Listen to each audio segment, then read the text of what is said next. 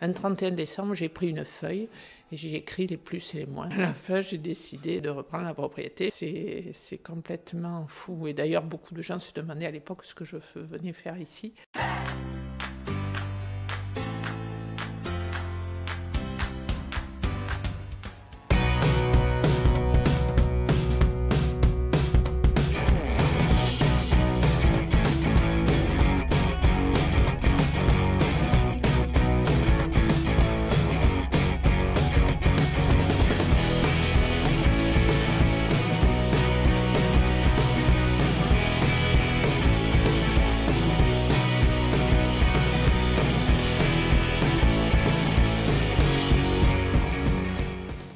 Nous sommes à Beaume, près de Sauternes, auprès d'une personne que je laisse se présenter. Je suis Anne-Marie L'Église.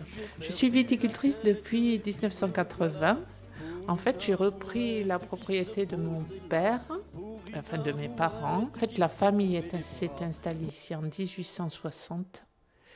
Et mon grand-père a commencé à mettre le vin en bouteille après la guerre de 14-18. Le premier millésime dont on a la trace, c'est 1919. Et ensuite, il y a eu une grosse coupure entre 55 et 79, date à laquelle j'ai repris parce que mon père vendait tout le vin au négoce et ne mettait pas en bouteille.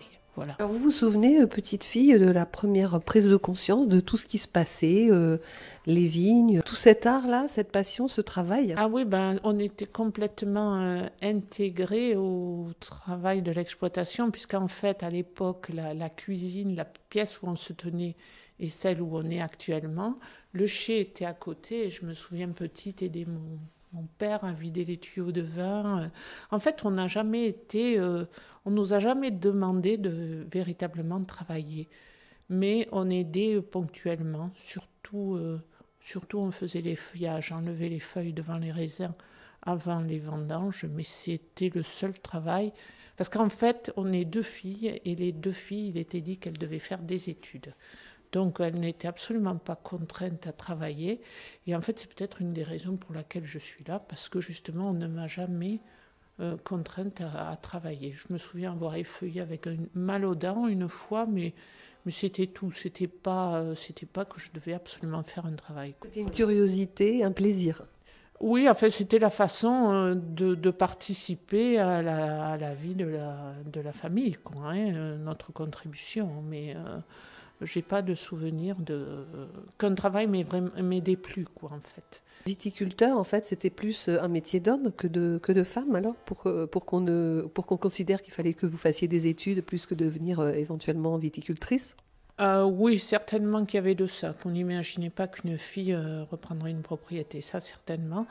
Mais en fait, moi, j'ai fait une formation de gestion. On avait une famille amie en Allemagne et le monsieur était viticulteur. Et en fait, il m'a montré le côté sympa du métier, à savoir aller voir les clients. Il vendait en bouteille, il était très... C'est avec lui que j'ai goûté mes premiers Bourgognes.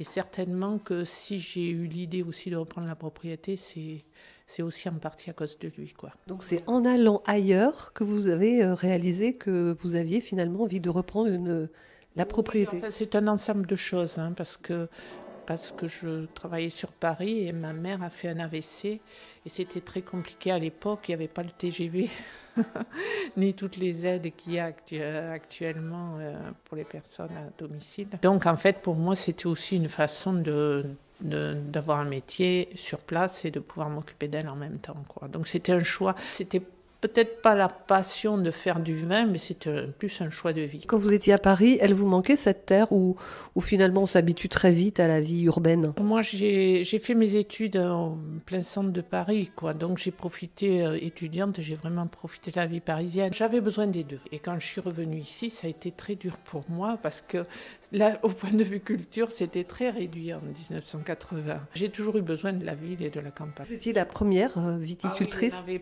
pas à l'époque les femmes qui dirigeaient une propriété où elles étaient veuves. C'était pas par choix, quoi. Mais bon, les gens étaient sympas avec moi, hein. Les gens vous ont fait confiance?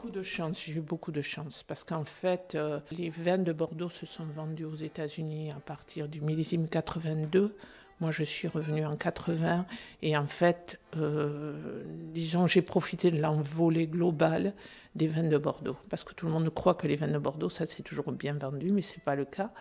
Dans les années 70, c'était très très dur. C'est-à-dire le Sauterne, c'était toujours un peu en décalage par rapport au rouge, mais il n'empêche que j'ai surfé sur la vague. Donc alors, est-ce que vous pouvez nous parler du Sauterne? Et juste avant, je voulais vous demander, donc tout ce que vous avez étudié au niveau gestion, tout ça, ça a permis justement de donner de l'ampleur. Est-ce que c'était une autre façon de concevoir le métier de viticulteur? Ma force, c'est que quand je ne sais pas quelque chose, je sais toujours trouver la personne qui va m'aider. On va parler de la vigne, alors la superficie des terres. Alors, il y a 10 hectares en Sauterne et 3,5 en Graves rouges. C'est moi qui ai planté le rouge dans les Graves, à 15 km d'ici, pour avoir une gamme, quoi. Et le Sauterne, oui, quand je suis arrivée, bon, c'était plus petit, quoi.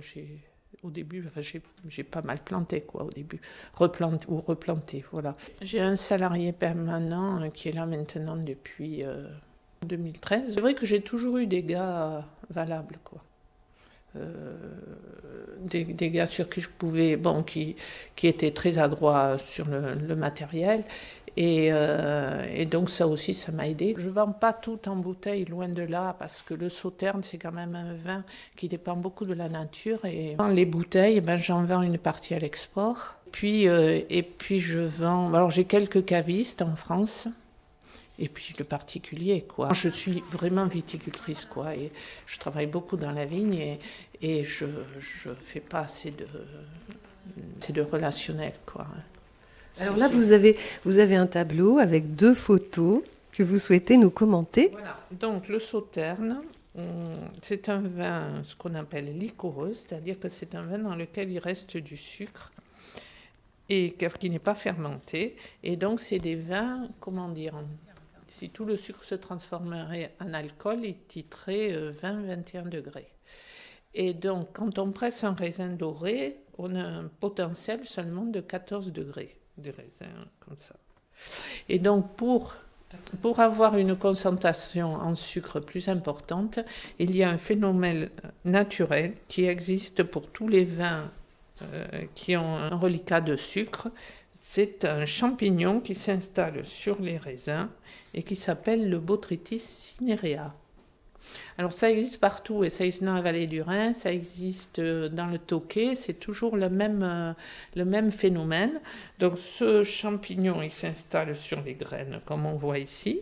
Ensuite, il colonise toute la graine, comme on voit là dans le petit coin, je ne sais pas si c'est bien visible, où la graine a encore tout son jus. Et après, sous l'action du soleil ou du vent, le raisin se dessèche, et donc on a une concentration et du sucre, mais aussi des acides. C'est pour ça, parce que le prémisse est fait essentiellement avec des raisins, ce qu'on appelle pourris pleins, qui ont encore leur jus, et le Lamourette, il y a beaucoup plus de raisins de ce type-là. Et donc, tous les raisins n'arrivent pas à ce stade en même temps, donc on ne peut en vendanger qu'à la main, et on passe plusieurs fois. Et on ne sait jamais si l'arrière-saison est belle, si tout se passe bien, comme on dit ici, eh ben on pourra faire quelque chose de bon. Mais on ne le sait en fait qu'à la fin.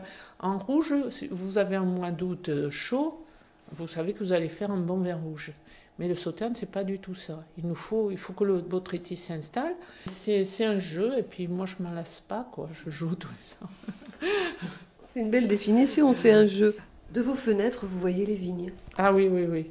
Oui, d'ailleurs, c'est pour ça que j'ai un gros problème, parce que je pense à arrêter.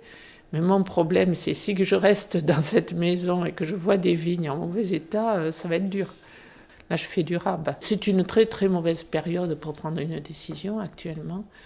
Donc, je crois que je vais être partante pour continuer encore. Et puis je me dis, on verra bien. Ce que j'aimerais, c'est trouver un jeune qui reprenne d'une façon ou d'une autre, même si ce n'est pas la totalité. Mais ce n'est pas facile. Merci de votre disponibilité. Et puis, on souhaite que ce beau travail continue, perdure, soit déployé à sa juste valeur et juste mesure. Merci beaucoup. Merci à vous.